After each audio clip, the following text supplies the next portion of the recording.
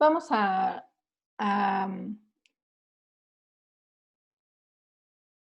argumentar por qué esta serie de proposiciones nos lleva a concluir no R implica S utilizando las reglas de inferencia de la clase pasada. Entonces, aquí hay que hacerlo de manera muy ordenada. Lo primero es que recuerden que esta serie de proposiciones es equivalente a suponer que P implica R. En este caso estamos suponiendo que cada una de las proposiciones que forman las hipótesis de la proposición total son ciertas. Entonces, P implica R, la estamos suponiendo cierta. No P implica Q, también la suponemos cierta. Y Q implica S, también la suponemos cierta.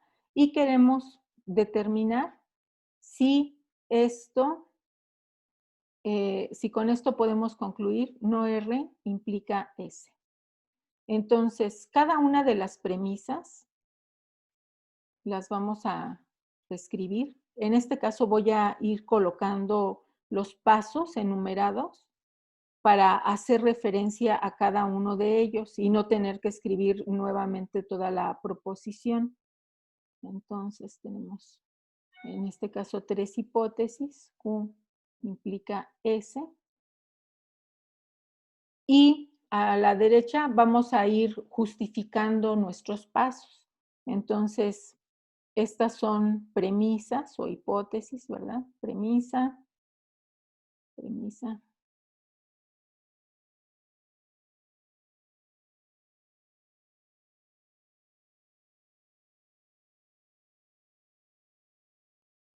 Y después vamos a tratar de justificarlas.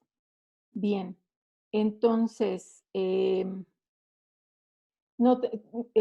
noten ustedes, queremos concluir, no R implica S. De alguna manera tendríamos que trazar un camino para llegar a S. Bueno, para concluir S, tenemos, Q tiene que ser válida.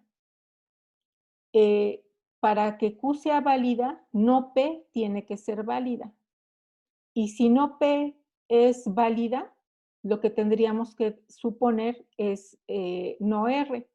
Entonces, de esa manera llegamos a no R. Entonces, el paso 4 va a ser, si P implica R, entonces no R implica no P.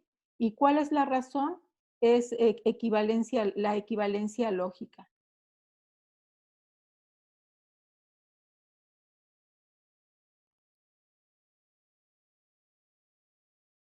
Con la contrapositiva.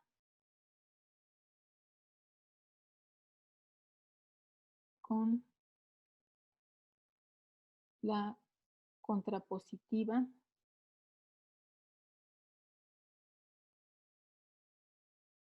de la proposición 1. Entonces, si tenemos no R implica no P, del paso 4 y el paso 2, tenemos entonces que no R implica, eh, implica no R implica Q. Y esta sería por la regla número 2 de la ley del silogismo.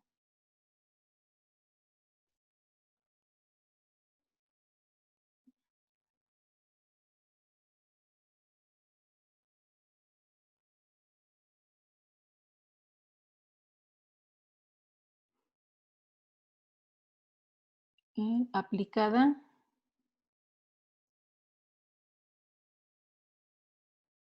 a el paso 4 y el paso 2. Tenemos que, en cada una de los argumentos que demos, tenemos que especificar a qué paso estamos aplicándolo. Ujú. Luego tenemos no R implica Q, y en el paso 3 tenemos Q implica S. Por lo tanto, aplicando nuevamente la ley del silogismo, tendríamos que no R implica S.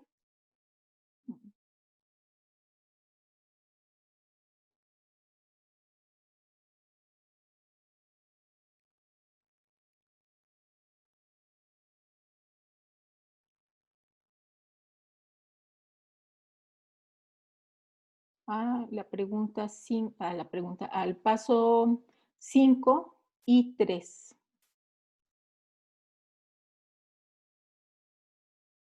Y aquí, de hecho, ya lo podemos dar como una conclusión, ¿verdad? Por lo tanto, tenemos este. Y por lo tanto, el argumento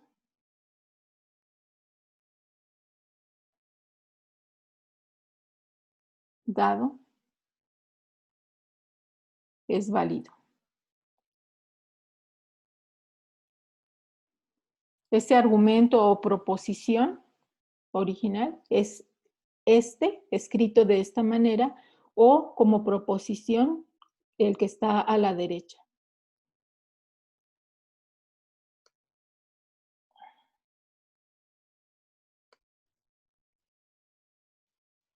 Vamos a resolver, vamos a verificar si el siguiente argumento es o no válido. Este argumento hay que acostumbrarnos también a verlos de esta manera, ¿verdad?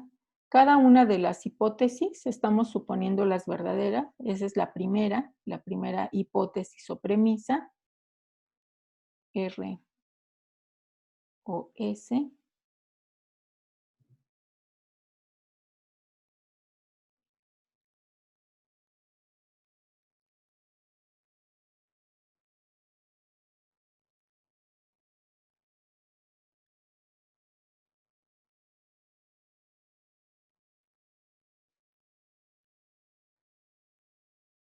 Y queremos verificar qué implica U. Bueno, aquí también podemos reescribir cada una de las premisas en distinto orden. ¿Cuál es el plan? Queremos concluir U. U se encuentra en esta proposición, ¿verdad? Entonces, esta proposición, si se dan cuenta, es equivalente a R implica la negación de T o U. Es una equivalencia lógica, ¿verdad? Entonces, para concluir U, deberíamos de tener que R es válida. R y S. Ujú.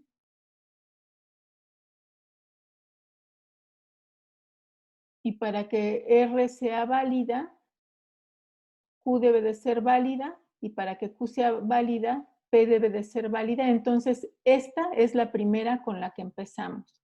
Las podemos poner en orden conforme las vayamos utilizando, o directamente escribirlas tal como aparecen aquí y después irlas utilizando. Lo que sí es que deben de utilizar al menos cada una de estas premisas, deben de aplicarlas al menos una vez. Entonces, voy a hacerlo de este modo. En este caso tengo P y T. Esta es una premisa.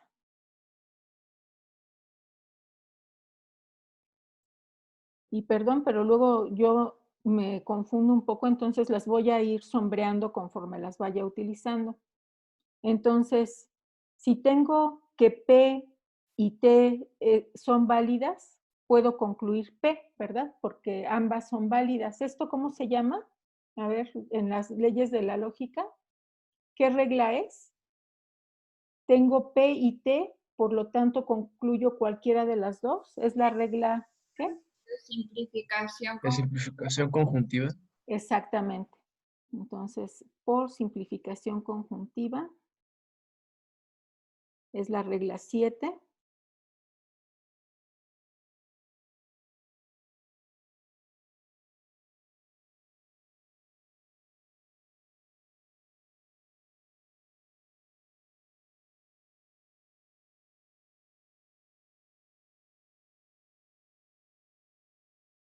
Aplicada a el paso 1. Luego ya tengo P y como premisa tenemos P implica Q. Esta es premisa.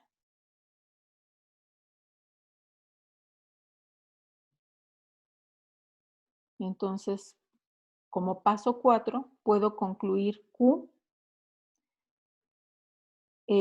Y aquí, para concluir Q, apliqué 2 y 3.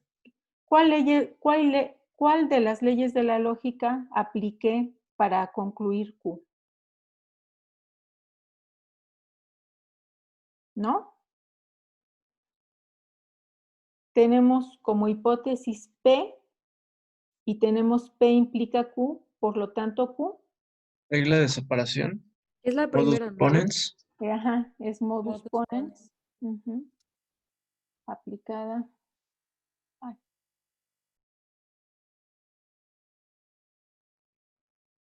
al paso 2 y 3. Luego tenemos Q y Q implica R y S. Esta es premisa. Bien, déjenme.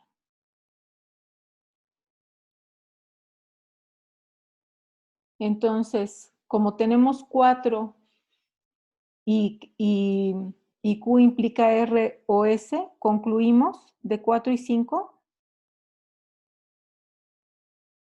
Perdón, R y S, no R o S. Otra vez es por modus ponens, pero aplicado a los pasos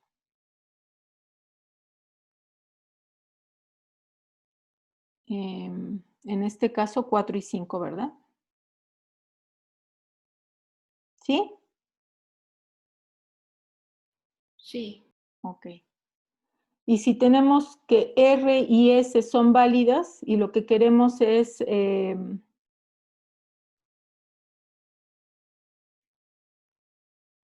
y lo que queremos es R,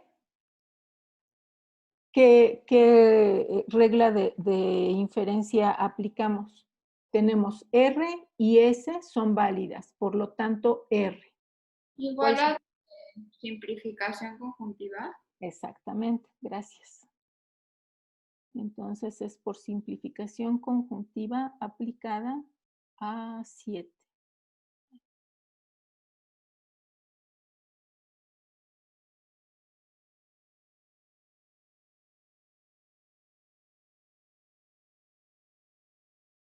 No, a 6, ¿verdad? Al paso 6. Y luego, el paso 8, tenemos la negación de R o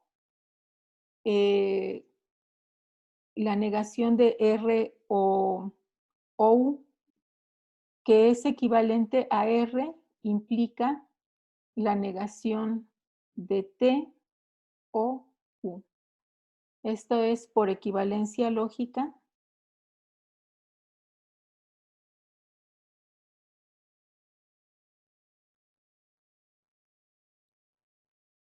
También podríamos escribir como argumento por regla de sustitución, ¿verdad? Porque le escribimos como una regla de sustitución que P implica, bueno, en este caso, déjenme poner V, B implica W, es lógicamente equivalente a no B o W. En este caso, B está haciendo el papel de R y W el papel de no T o U y se escribe de esta manera, ¿verdad? Entonces, ese es por equivalencia lógica. Y finalmente, en el paso 9, no, todavía falta uno, ¿verdad? Tenemos del paso 7 y del 8 que concluimos. Paso 7 y 8. No T o U. Muy bien. T o U. Y esto es por... ¿Cuál es la regla? Bueno, ya lo escribí, por modus ponens.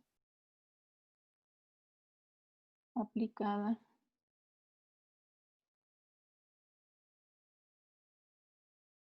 A 7 y 8. Ahora, tenemos no T o U, pero por otro lado teníamos P y T, que es la número 1, ¿verdad? Si se cumple P y T, por lo tanto, en particular se cumple T, ¿cierto? Sí. Y entonces esta es por simplificación conjuntiva. Mejor la copio. Aplicada a 1, tal cual.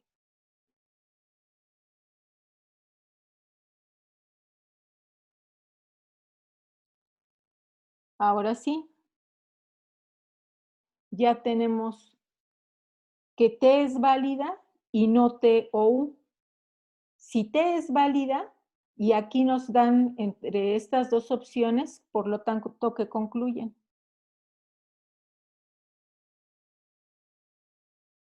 U. Por lo tanto U, y esta es la regla de ¿qué?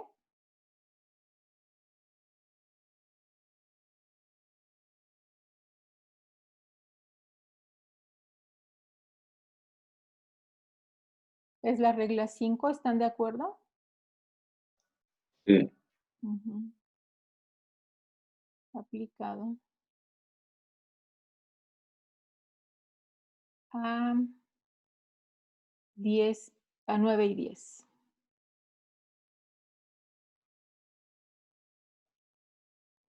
Y por lo tanto, el argumento es válido.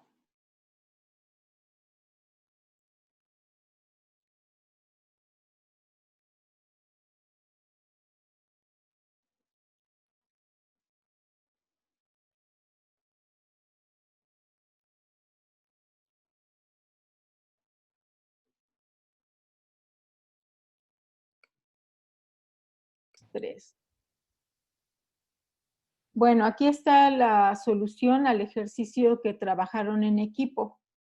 Yo lo resolví así. El orden en que se aplican cada uno de estos pasos no tiene por qué ser el mismo. Lo pensé de esta manera. Si lo que quiero es concluir P, bueno, verificar si P es válido o no, P la encuentro en la primera proposición. Significa que esta es la última que voy a utilizar, que es una bicondicional. De aquí está enlazada con Q y Q está enlazado con R y empezamos con OR. Entonces, esa va a ser mi primer paso. No R, es una premisa. Y luego tenemos como premisa también Q implica R. Como lo que estamos suponiendo es no R, concluimos no Q de 1 y 2 por modus tollens. También puede que haya alguien más a quien se le haya ocurrido a partir de la premisa 2 escribir la contrapositiva y por modus tollens de 1 y esa contrapositiva llegar a la misma conclusión. Luego, en el paso 4 tenemos la premisa no P, sí, solo sí Q. Sabemos por equivalencia lógica que una bicondicional, en este caso no P implica Q, es equivalente a no P implica Q y Q implica no P. La que, si nosotros tenemos como verdadera no Q, entonces la que vamos a utilizar es esta parte. Y por simplificación conjuntiva, la tomamos únicamente. No P implica Q. Y entonces, por el paso 3, en donde se supone no Q, se llega a la negación de P. Aquí formalmente debería de haber un paso extra, perdón. Porque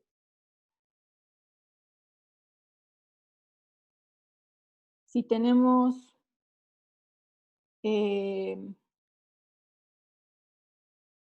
se llega a la negación de P, es el paso. Y esto es modus tollens aplicado a 6 y a 3, y luego por doble negación.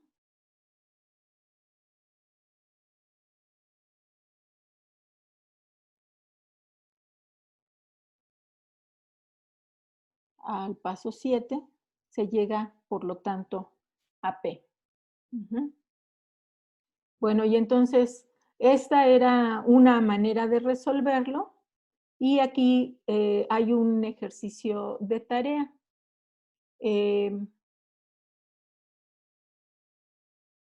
Y con esto concluimos la clase de hoy.